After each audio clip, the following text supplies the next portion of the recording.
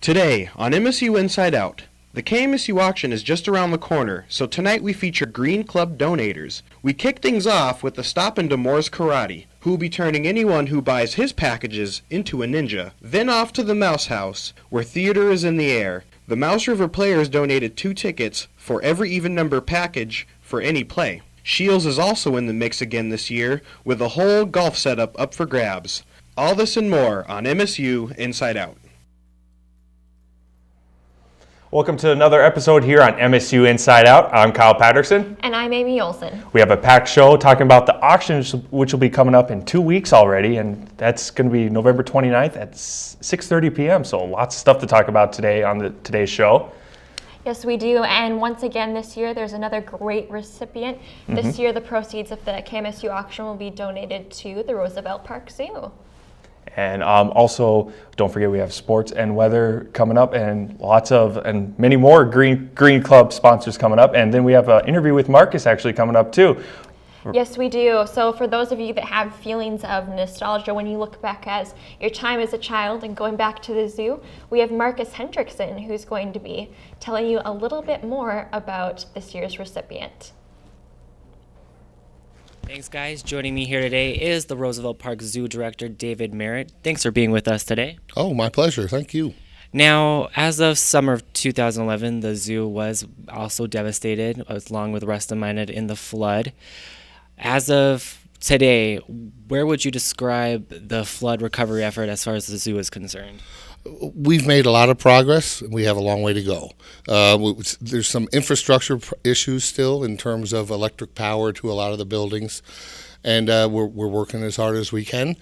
Minot is such an unusual and wonderful place to be, with the economy booming and all. However, it does make some construction projects a bit slow with all the building that's going on for reasons we all understand in the area now. Definitely. And would you say right now that you have a timetable that you're working off as far as when you would want the zoo to be back up and running and anything like that? As soon as possible. We will open the zoo this summer. How much of the zoo, if it's the whole campus and all that stuff, still remains to be seen, but we will be open and we will have visitors coming and enjoying themselves. Now talk about a little bit about how the community's response has been to the zoo not being open. Do you notice that you've heard a lot of people talking about how much they miss it and how they really are looking forward to it once again opening again? Well, here's a tidbit. The CVB here in town has a little online voting thing every year, and even this year, with the zoo closed, it was voted Minot's most popular attraction. People are ready for the zoo to come back. We're ready to have it back, and we're all working as hard as we can. In terms of the people and the citizens of Minot, what a wild couple of years it's been, and I have great respect for everyone who lives here. The zoo has wonderful support. We've had over 2,000 volunteers in the last year. We've had a lot of very generous gifts given to us, but we're just eternally thankful. We just want to get open. And definitely been getting a lot of response. The KMSU auction this year has decided to donate 10% of their proceeds to the Roosevelt Park Zoo. Talk to us a little bit about what it means to have Minot State behind you. Oh, it's wonderful. And I just heard about this, and I just want to thank all of you for thinking of us. We will make very good use of whatever dollars you're able to garner for us. But it also, we partner in several ways with MSU, we at the zoo, and we hope to expand those partnerships. And this is maybe just one stepping stone on that path. And just for people wanting to know, are the animals doing okay? Yes, the animals are doing okay, and we are getting animals back on campus. And I do refer to the zoo land as our campus. And every week or so, we're going to have something in the paper about who's back and who's not yet. But yes, we are getting animals back, and all the rest of them are doing well. Well, perfect. Well, I'd like to thank Dave here for being with us today, the director of the Roosevelt Park Zoo. And if you would like to help the zoo, you can tune into the auction on November 29th and show your support. Also, visit their website to find any further information about the zoo. Yep. And let's toss it back to the studio. All right, thank you, Marcus. And with so many donations for this year's auction, we would like to highlight one of the Green Club sponsors, which is Morris Karate, donated and is in this auction in action package. Style that we do is called Shoshu. It's off of the animal forms. We have several different styles of martial arts that we teach to learn how to do self-defense. Morris Karate downtown, we donated a package for kids program for, I believe, a free month of karate classes, as well as a kids program, as well as a Little Warriors program that you probably will be seeing a little bit of footage of our Little Warriors program, as well as an adult program package for a free month of martial arts training with us. Had any idea about wanting to do martial arts or anything like that, Morris Karate is self-defense based martial arts that will teach you how to defend yourself against somebody that's going to try to attack you. If you feel that somebody in your family may benefit from being able to learn something to be safe in the community. Karate is a good place to sharpen your combat skills, but Piper, it seems like the Minot Air Force Base has already perfected the art. Yeah, I think that dojo is striving for the level of perfection that our Air Forcers have already achieved, and they're not unfamiliar with this. Our Air Force Base came home with a trophy the other day, and that's our first story here, so I'll take you to it. But Minot Air Force Base has won a competition against other intercontinental missile wings. The 91st Missile Wing was awarded the Blancard Trophy last week at the Global Strike Challenge held at Barksdale Air Force Base, Louisiana. The military says Minot's 54th Helicopter Squadron and the base's 91st Security Force Group also won top honors in the competition against other Air Force units. Minot Air Force Base opened in 1957. While more than 6,000 residents live on base, members of the Air Force also hold a large presence within Minot city limits, with nearly 600 Air Force members enrolled in MSU classes. Now, Americans get many of their calories from soda, but what about alcohol? It turns out adults get almost as many empty calories from booze as from soft drinks, a government study found. North Dakota holds the #1 spot for binge drinking, with 1 in 3 North Dakota adults reporting binge drinking in the last month. This research, however, shows that the overwhelming majority of adults across the country drink moderately. Averaged out to all adults, the average male drinks 150 calories from alcohol each day, or the equivalent of a can of Budweiser. Men were found to drink mostly beer, and young adults report drinking the most. The CDC study is based on interviews with more than 11,000 U.S. adults. Now, the annual passport drive continues to take place on the first floor of the MSU Multicultural Center. Federal statistics report a record high number of Americans now holding passports at 38%. That number was in the teens just a few years ago. The recent spike is contributed largely to the Western Hemisphere Travel Initiative, which required Americans and Canadians to present their passports when crossing the border. Contrasted that with 60% of passport-holding Canadians and the UK's 75%, the US number still looks very low. MSU continues to combat those statistics with their annual passport drive. Everyone is welcome to participate with proof of identification, proof of citizenship, and a passport-sized photo. The drive continues until 6:30 tonight, and my passport is about to expire, and though I'm sad to lose some of those international stamps, I'm definitely not sad to get rid of that photo.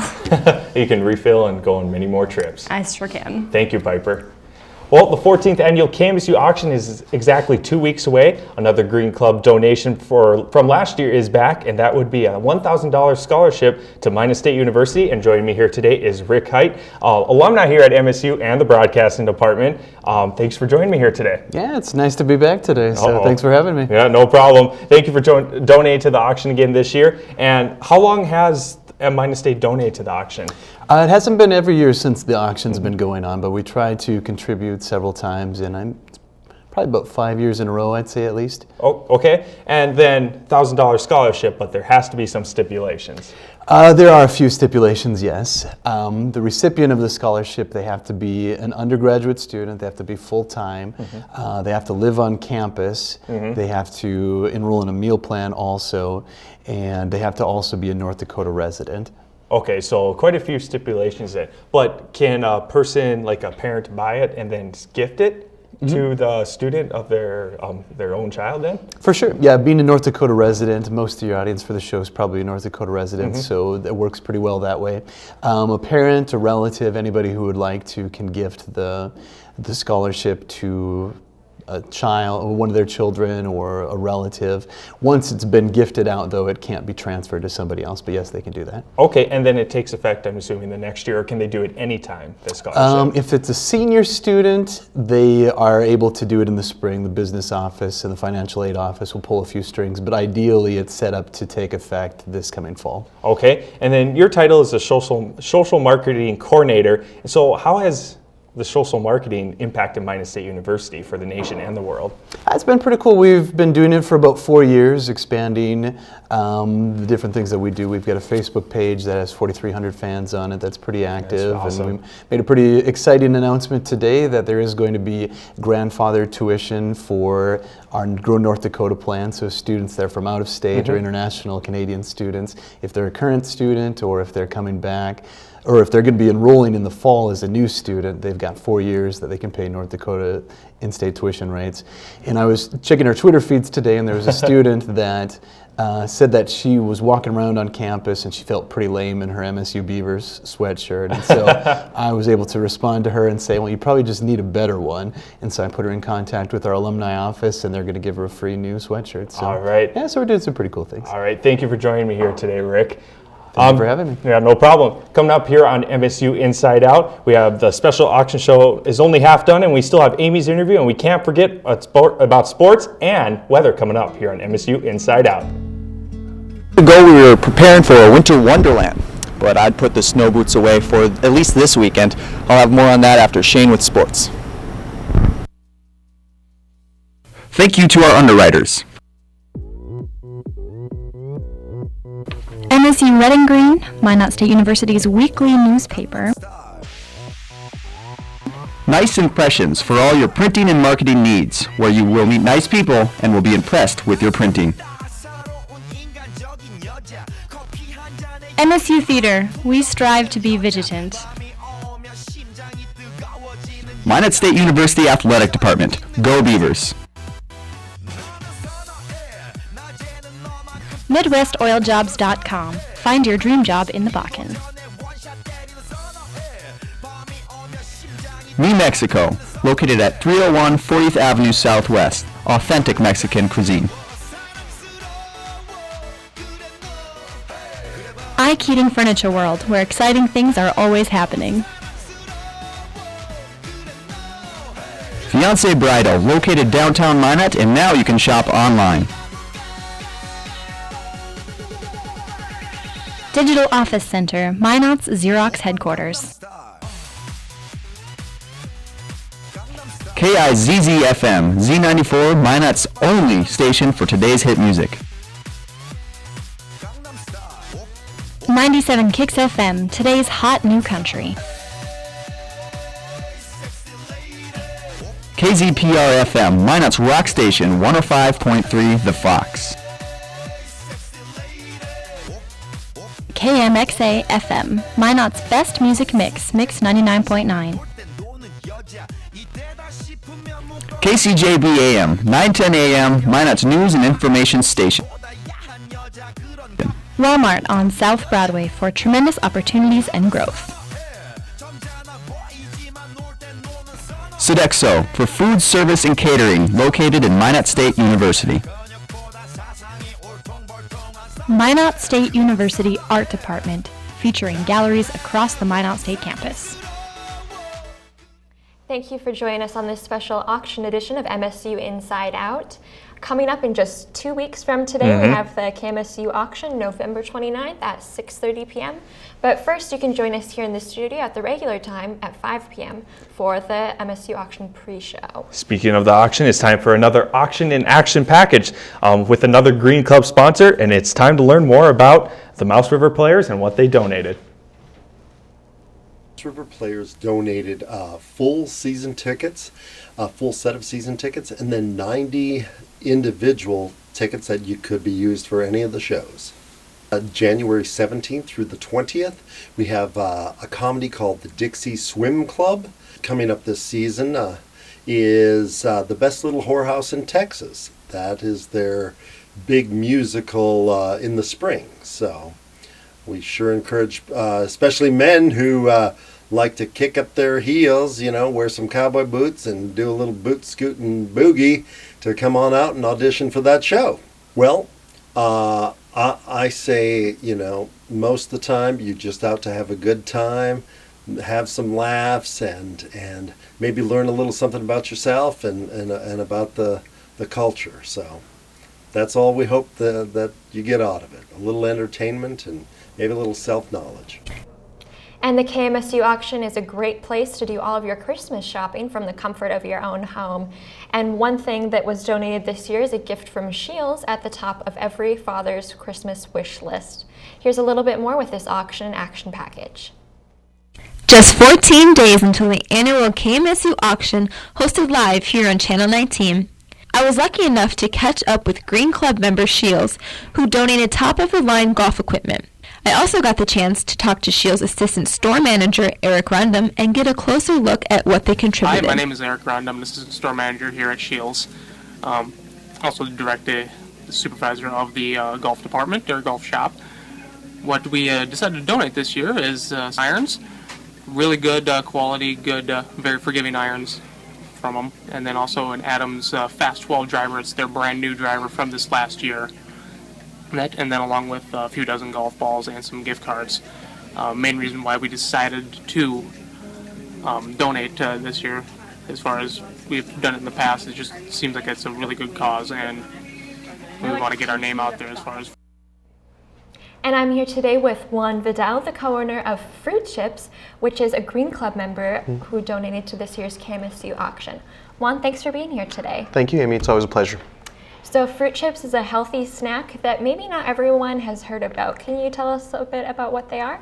Well, what Fruit Chips are is basically we donate fruit, or we dehydrate fruit. We don't do anything else to it. We buy it. We handpick the best fruit. We cut it and we put it in a dehydrator. No additives, no sugars, no salts. It's just just a healthy snacking alternative.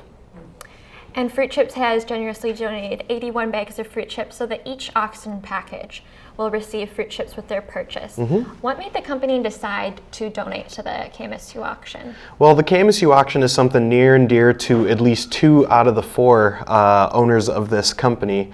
As you know, Derek and I are a big part of the department, and you don't want to just donate to anybody. You donate, to causes that you are passionate about, and this is one that we are passionate about. And you're not just one of the co-owners of Fruit Chips, you're also a co-owner of Minot's Pretty Lights, who also donated $500 worth of Christmas lighting services to the KMSU auction. Yep. So what sparked your interest in becoming an entrepreneur? Just not working for anybody, honestly, was the biggest motivation. A couple of my friends were sitting around and looked at each other, just like, so what are we going to do when we grow up? And the general consensus between all of us was, I don't really want to work for anybody. Like, why can't we just work for ourselves and figure something else, alternative ways of making money instead of just the regular, everyday, getting a 9-to-5 job. And not only are you an entrepreneur, but a successful one. Minot's Pretty Lights was given the bid to decorate the downtown Christmas tree for the 2nd time this year. Yep. Can you give any advice to those other youngsters like yourself that are hoping to start their own business? Plan ahead. Make sure you have a good crew around you. That's really all I can do. All right, thank you so much for being here today. And well, Shane, not only does MSU have successful entrepreneurs, but they also have a successful women's basketball team. Yeah, a great start for them at home against Jamestown on Tuesday. The ladies won, of course, and defense was really big for them, which I'll get into. The Minot State ladies basketball team recorded their first win of the season at home on Tuesday as they beat old NAI rivals Jamestown College. The game was a defensive battle as the Beavers held the Jimmies to just 25.9% shooting from the field, leading them to the 58-55 victory. After a big 14-2 run to start the game, Minot State trailed most of the first half and nearly all of the second half as the Beavers struggled to score consistently.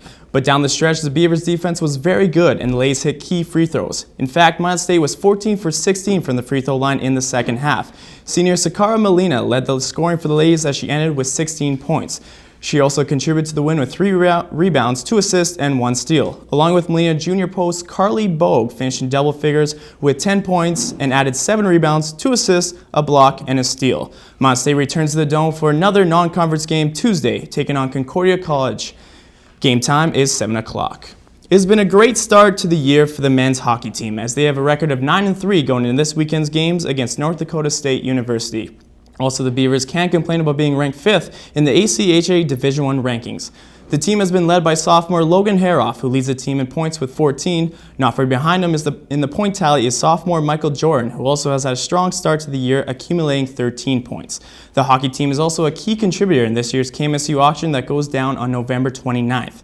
They have donated 2 tickets into every auction package this year, which gives everyone a great opportunity to get those free tickets. Don't forget to come out and support the team as they take on NDSU on Friday and Saturday. Game time for Friday's game is 7:30 at the Mesa Arena. The UFC returns this Saturday with one of the biggest events of the year. UFC 154 features George St. Pierre as he makes his return to the octagon as he will take on Carlos Condit for the UFC Welterweight Championship. We have all your picks and predictions covered in this week's episode of the UFC Preview Show. UFC Preview Show with Showdown Shane.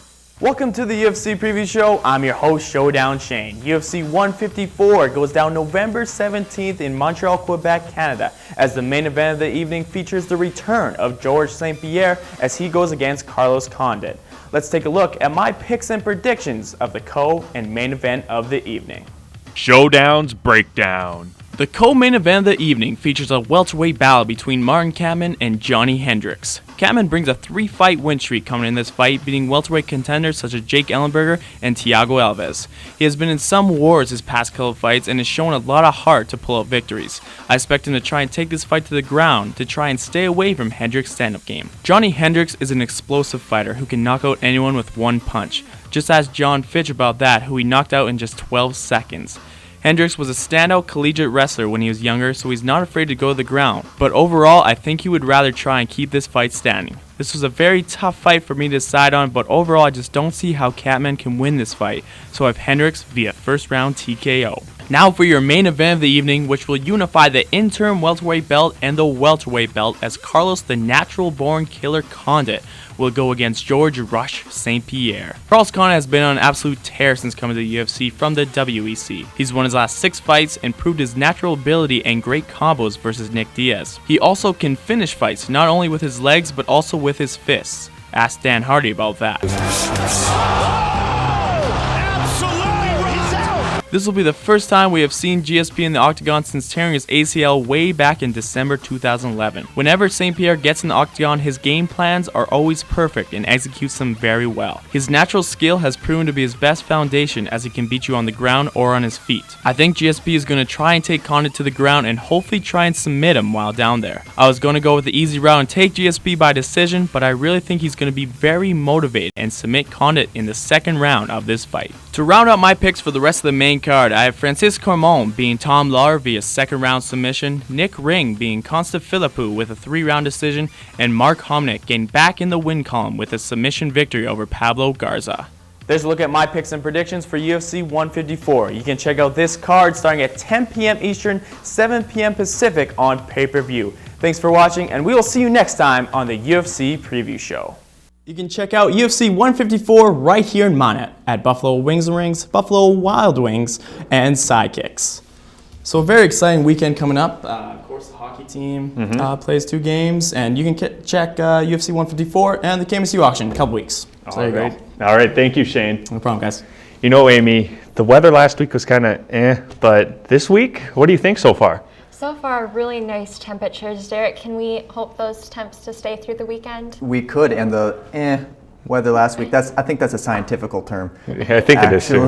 So, but yeah, the weather's looking up for this week, especially compared to last week. Let's go over to the KMSU weather board and check that out.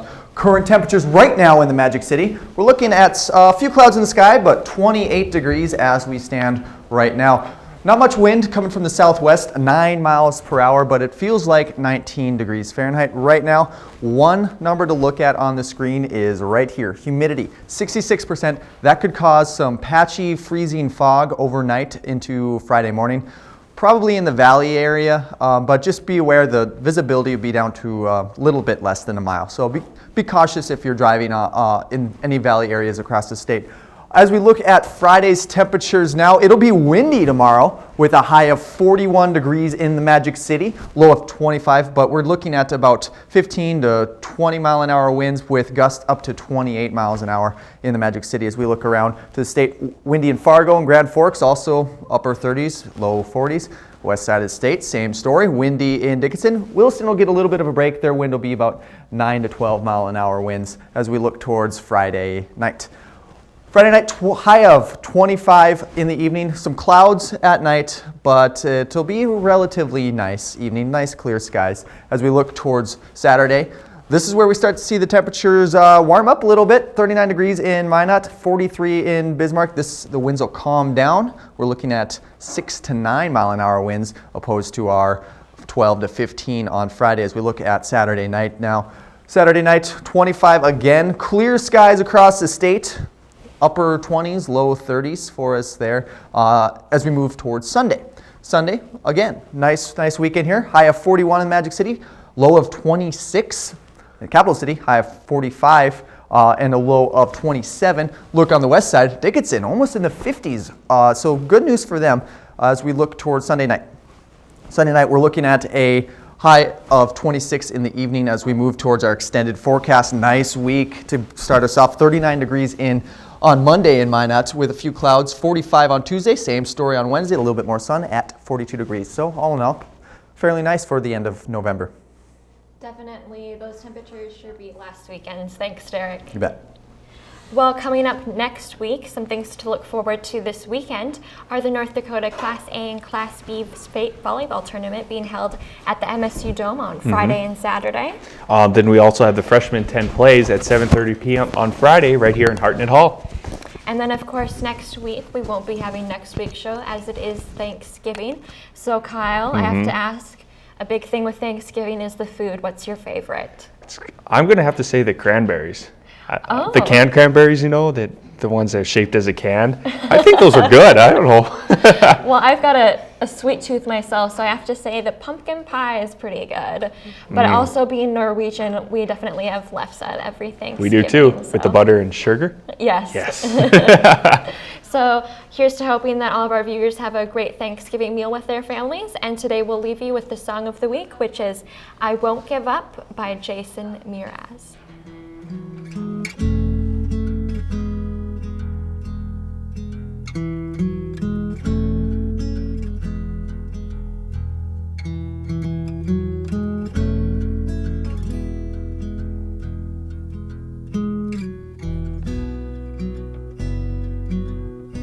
When I look into your eyes, it's like watching the night sky or a beautiful sunrise.